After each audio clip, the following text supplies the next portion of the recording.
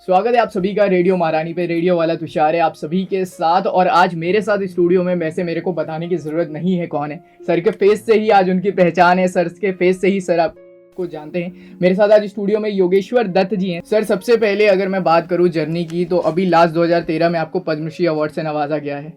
उससे पहले आपको राजीव गांधी रत्न अवार्ड मिल चुका है। अर्जुन अवार्ड विनर हैं सर आप। सर इतने सारे अवार्ड टाइटल्स आपके पास हैं और ये सिर्फ और सिर्फ रेसलिंग जो आपने एक गेम है चुना है उसकी वजह से है। तो सर ये रेसलिंग की शुरुआत कहाँ से हुई? देखिए, कुश्ती की शुरुआत मेरा गांव वैसे बैंसवाड़ा कला है जी, जिला सोनीपत हरियाणा से ही। और मैं कुश्ती जो स्टार्ट की, मैं उम्र 7 या 8 साल की थी। और जब मैं पहली बार अखाड़े में गया, मेरे को नहीं पता था कि क्या होता है इसे। बस मिट्टी में मेरे को खेलना अच्छा लगा। और मेरे गांव से ही जो मेरे परिवार से लगते थे, मास्टर सतबीर जी जो मेरे पहले गुरु थे जी, पहली बार जब मैं अखाड़े में गया तो उनके बाद बोला कि तू हर रोज़ अखाड़े में आ कर। उसके बाद मैं डेली अखाड़े में जाने लगा। मेरे गांव के बलराज पहलवान थे जिनका गांव के सभी लोग बड़ी इज्जत से नाम लेते थे। और कुश्ती लड़ने के दौरान ही उनका देहांत हुआ था। जी, भारत केसरी का दंगल था दिल्ली में, वहाँ पे काफ़ी आज भी इज्जत है वो बहुत उस टाइम पे। पर उनका नाम सुन के मेरे मन में तब था कि मेरे कोई बड़ा पहलवान बनना है। ये नहीं पता था कि बड़ा पहलवान कैसे बनना है, दंगल का बनना है, मैच का बनना है। पर मैं डेली मेरा ये रूटीन था। मेरे को ओलंपिक मेडल का जो सपना मैंने पहली बार देखा वो 96 में जब लिएंडर पेस का ओलंपिक में ब्राउन मेडल आया था। जी, जब टीवी पे दिखाए थे, मेरे पिताजी ने बताया थी कि इसका ओलंपिक में मेडल आया है और ये 4 साल में ओलंपिक एक बार होती है। तब ये था कि मेरे को भी ओलंपिक में मेडल जीतना है। और बचपन से जो मेरी शुरुआत थी वो गाँव से ही थी। उसके बाद मैं दिल्ली आया। देश के लिए मैंने 4 ओलंपिक खेले हैं, 2004 का, 8 का, 2012 का और 16 का। एशियन गेम्स में 2006 एशियन गेम्स में मैंने ब्रॉन्ज मेडल जीता। 2014 एशियन गेम्स में गोल्ड जीता। कॉमनवेल्थ गेम्स में 2010 और 2014 में दिल्ली और जो लास्ट हुए थे उसमें देश के लिए गोल्ड जीता। एशिया चैंपियन 2 बार बना मैं। जो मेरा पहला टूर्नामेंट था अंतर्राष्ट्रीय स्तर का वो 1999 में था। जी, वर्ल्ड कैडेट अंडर 70 तक होता था। उसमें मैंने देश के लिए गोल्ड जीता। जूनियर में एशिया चैंपियन बना। पर यही है कि जो मैंने मेहनत की, देशवासियों ने बहुत ज़्यादा प्यार मान सम्मान मेरे को दिया। भगवान का आशीर्वाद रहा कि आप यहाँ तक पहुँचे, ओलंपिक मेडल जीता। और जब हम बचपन में ओलंपिक मेडल की बात करते थे तो लोग एक तरीके से मजाक करते थे कि ये वैसे ही बोलते हैं नहीं आएगा मेडल। पर मेडल आया तो लोगों की सोच भी बदली।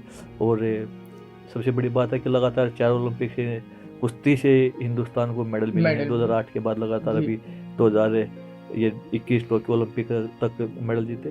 पर जो संघर्ष भरा मेरा जीवन रहा है कुश्ती का। मेरे 5 ऑपरेशन हुए हैं दोनों पैरों के। बैक प्रॉब्लम, मेरे को डिस्क स्लिप हुई थी।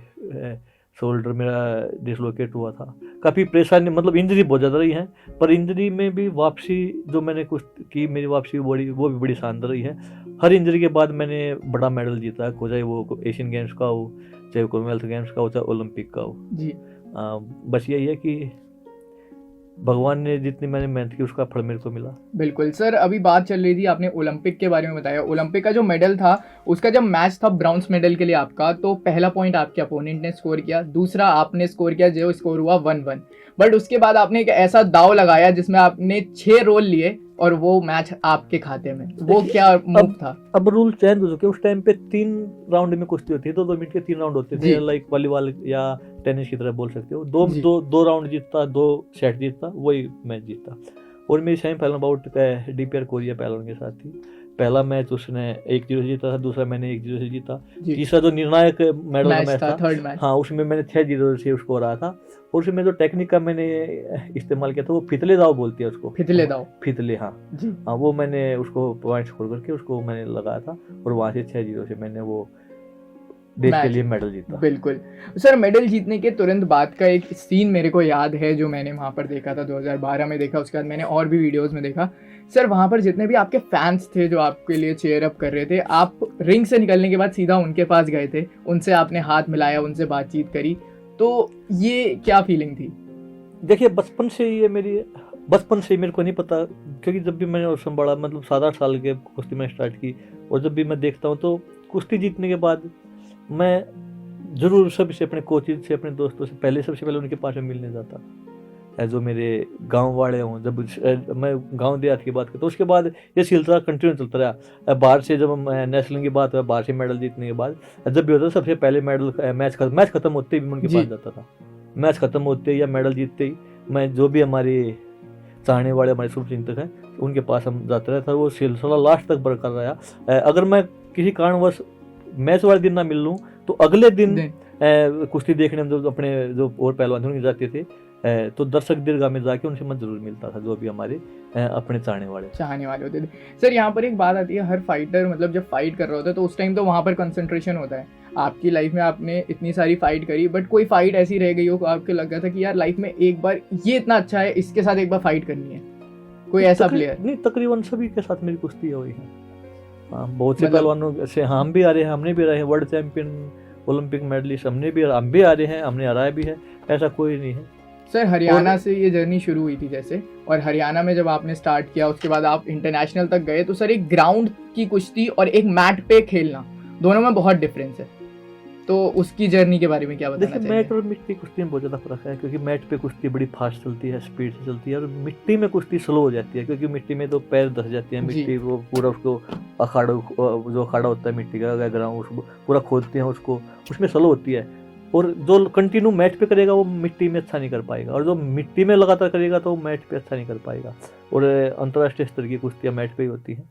पर मेरा ये मानना है कि अगर हम दोनों जगह करेंगे तो उसका फ़ायदा हमें मिलेगा, और हम मैट पे करें मिट्टी पे, उसका कोई फर्क नहीं रहता, क्योंकि मैंने मिट्टी में भी कुश्ती की है, मैट पे भी कुश्ती की है। इसलिए और हमारी तो संस्कृति है, हमारा जो प्राचीन जो सभ्यता है, हम तो मिट्टी से निकले हुए हैं, मिट्टी की कुश्ती स्टार्टिंग की थी। इसलिए हर हरियाणा में या पूरे देश में तो जहाँ भी आप अखाड़े मिलेंगे आपको मैट के साथ साथ मिट्टी का अखाड़ा जरूर मिलेगा। एक बजरंगबली की मूर्ति होगी, जो क्योंकि पहलवान तो उसको अपना आराध्य मानते हैं, उसके आगे नमन करके कुश्ती लड़ते हैं, उसको ध्यान में रख के मैट पे जाते हैं, प्रैक्टिस करते हैं। और इसलिए मिट्टी कुश्ती से हम दूर नहीं हो सकते, पर दोनों के साथ रहेंगे तो उसका फायदा मिलेगा। मिट्टी पे भी मैट पे भी करेंगे दोनों, और हम दोनों जगह कुश्ती लड़ सकते हैं, मैच पे भी प्लस पॉइंट है, दोनों जगह हम पार्टिसिपेट कर सकते हैं। और अब तो बीच रेसलिंग भी स्टार्ट हो चुकी है, जैसे अब तो वैसे मिट्टी कुश्ती पहले थे पर उसका नाम दे दिया बीच रेसलिंग का। अब तो मिट्टी में भी वर्ल्ड चैंपियनशिप भी स्टार्ट हो गया बीच रेसलिंग की, धीरे धीरे ऐसे ओलंपिक में भी आ जाएगी। बिल्कुल, इसलिए दोनों जगह ऑप्शन है खुला। सर कोई स्पेशल मूव जो आपको बहुत पसंद हो, वो दाव लगाना, या आपके फेवरेट्स में आता हो? देखिए मेरे फेवरेट तो जैसे फितले दाव था, एक कलाजंग है, एक एंकल अटैक होता है सामने से विरोधी पैरों को लगाना, ये 3-4 फेवरेट थे। पर कोई भी टेक्निक आई मैंने अपने कुश्ती करियर में तकरीबन हर टेक्निक कुश्ती में भी लगाई है। प्रैक्टिस के दौरान जो भी मैंने जिसकी एक्सरसाइज की वो चीज़ें मैंने कुश्ती में भी लगाई हैं, पर जो फेवरेट होते मेरे 3-4 टेक्निक के फेवरेट थे। सर जैसे आपने बताया था कि ओलंपिक मेडल के बारे में आपको आपके फादर से पता चला था, फादर साहब से, पर जब आप वो जीत के लाए तब उनका रिएक्शन कैसा था? देखिए वो 2006 एशियन गेम्स में जाने से 2 दिन पहले उनका शुरुआत हुआ था जी। तो यहाँ तक वो नहीं, मेरा ओलंपिक मेडल वो नहीं देख पाए, और जब 2006 में तब तक मैं इतना पहलवान नहीं था, बना भी नहीं था। एशियन गेम्स में भी मैं 2006 वाले में जाने वाला था, उससे पहले ओलंपिक में खेला 2004 का, तब वहाँ भी मेरी शायद 16वीं पोजीशन थी ओलंपिक में भी। पर उस टाइम पे एशियन गेम्स था जब उनका सपना था कि मैं एशियन गेम्स में देश के लिए गोल्ड जीतूं, पर मेरे एशियन गेम्स में जाने से पहले 2 दिन पहले उनका देहांत हुआ था, और वहाँ पे 2006 में मेरा ब्रॉन्ज मेडल लिया था। मैं नहीं जाता 2006 एशियन गेम्स में भी, पर मेरे जो गुरुजी थे, जो मेरे कोच थे राम फरमान, जो सदर स्टेडियम में जिनके पास मैंने प्रैक्टिस की, वो मेरे पहले गुरु थे मास्टर सतबीर, उन्होंने मेरे को बोला कि इनका सपना यही था कि तू ओलंपिक जा रहा है, तू अगर नहीं जाएगा तो मतलब क्योंकि हमारी तो जो हमारे सनातन धर्म में, हिंदू धर्म में तो ये बहुत मानते हैं कि भाई इनकी आत्मा की शांति के लिए ये है, इनके लिए। तब मैं ना चाहते हुआ था, मेरे नी इंजरी हुई थी, मैंने देश के लिए तब ब्रॉन्ज मेडल जीता था। पर मेरे को लगा जब 2014 में मैंने देश के लिए गोल्ड जीता, तब मेरे को लगा था कि मेरे पिताजी का जो सपना था उस टाइम पे वो आज 2014 में आगे पूरा हुआ है। ओके सर, तो जितने भी यूथ हैं आप उनको क्या मैसेज देना चाहेंगे कि वो अगर इस फील्ड में आना चाहते हैं या किसी भी स्पोर्ट्स में आना चाहते हैं, तो किस तरह से उन्हें ध्यान रखना चाहिए या क्या चीज़ें करनी चाहिए? देखिए यूथ से की बात अगर आप करते हो तो सबका अलग अलग सपना होता है। अगर कोई खिलाड़ी है तो ओलंपिक चैंपियन, वर्ल्ड चैंपियन बनना चाहेगा, और सभी आज के टाइम में 2 ओलंपिक चैंपियन बनना चाहते हैं। बिल्कुल। और कोई पढ़ाई में है तो वो IAS, IPS, डॉक्टर, इंजीनियर, सब के अलग अलग वो एक मकसद एम होता है, गोल होता है कि वो क्या बनना है। इसलिए मेरा मानना सपना बड़ा देखिए, और उसको पूरा करने के लिए फिर आपको और सपने देखने छोड़ने पड़ेंगे, बस एक उस सपने के साथ आपको जीना पड़ेगा और जगना पड़ेगा। बिल्कुल। हाँ, क्योंकि सपने, ये जो सपना होते हैं ना एशियन गेम्स, ओलंपिक या IPS, IAS बनने का, ये जागते हुए देखे जाते हैं, और इनको पूरा करने के लिए भी जगाया जाता है, सोया नहीं जाता। और नशे से दूर रहना बहुत ज़रूरी है, डिसिप्लिन बहुत ज़रूरी है, अगर हम अपने सपने को जिंदा रखना चाहते हैं, पूरा करना चाहते हैं। Thank you so much sir, आज आप हमारे साथ यहाँ पर आए, बहुत सारे एक्सपीरियंस आपने शेयर किया और उम्मीद है हम आगे ऐसे ही आपसे और मिलते रहेंगे। And thank you so much बिल्कुल, सर यहाँ आने के लिए। धन्यवाद।